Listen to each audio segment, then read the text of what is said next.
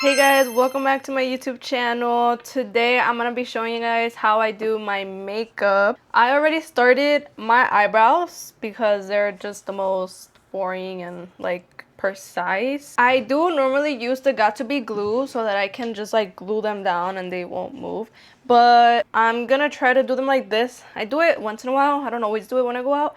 But today I'm just gonna leave them like this. Didn't put anything on them. All I did was carve them out. I used this random brush. I don't even know where it's from.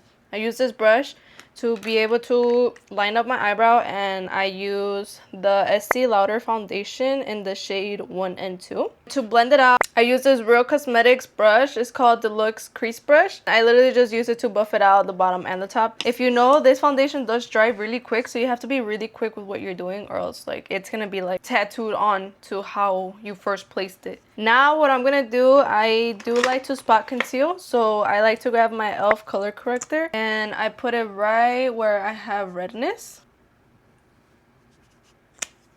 I just use my finger to blend it all in. That's mostly where I have the redness. For some reason I have like a lot of acne around this side of my face. Then I use my NARS, it's a little dirty. I use my NARS pot concealer. This is in the shade Cream Brulee. As you can tell, I use this every single day. Like, this is my ride or die. When I finish putting the pot concealer where I put there, I actually use my Maybelline Grip Primer. This helps my foundation actually stay very nice on my face, especially that's mostly on my T-bone area that I put it on. I don't really put it on everywhere else. Just grab a little bit, put it right here, just put some on my forehead. And then I grab a different brush. It's from the same like little brand that I bought. I think it's from like Marshalls or something. I just dab right over it, make sure to cover all those dark spots or red spots that I have. I also go over any other spots. I'm gonna go ahead and layer on my foundation. For my foundation, I use this Morphe M134 brush. I use it just to put it all over my face and I'm able to spread it out. I have been wanting to buy the pump for this foundation because, as you can tell, you have to like either stick it in there or put it in your hand, and that is just not it. I actually normally have a beauty sponge, but this is not wet. I need to go wet it right now. Okay, let me go wet my sponge. Okay, I'm back with my wet beauty brush or blender, and I'm gonna continue doing the same thing to this side. Like I said, you do have to be quick because it sets down really fast. I did a mistake like that one day, and my foundation, I had to redo everything because it was just like, it wasn't moving. I grab whatever is excess on the brush as well as the beauty blender for my forehead, so that it, you know, doesn't look like I have makeup everywhere except the top of my forehead. Okay, once I have that, if I wiped off any of the spot concealing, I do go ahead and go over it again so that I get the full coverage that I want.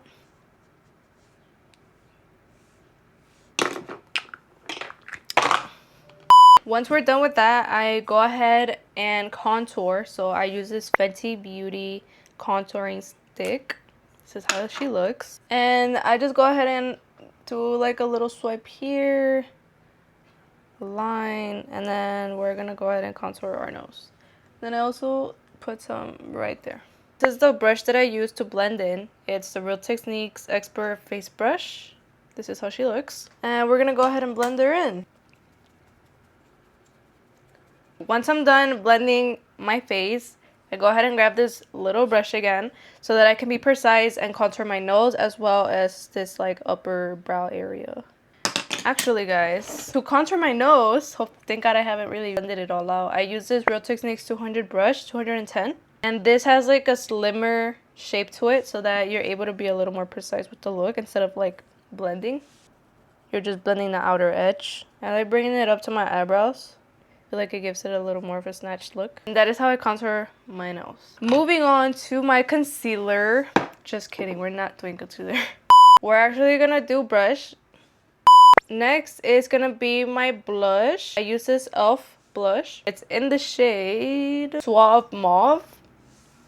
I don't know if I'm pronouncing that right, but that's what it says. And I just go ahead and put it right here and right here. They're a little close to my eyes, but that's exactly what I want because maybe I put it too close, but maybe but you could put it a little lower. I just like it being a little up on my face, like that. It gives it that like lifted look. I like bringing it up a little bit to my forehead, or my temples I should say. Put some on the bridge of my nose. Now we're gonna go ahead and conceal. This is a concealer that I use. She looks a little busted.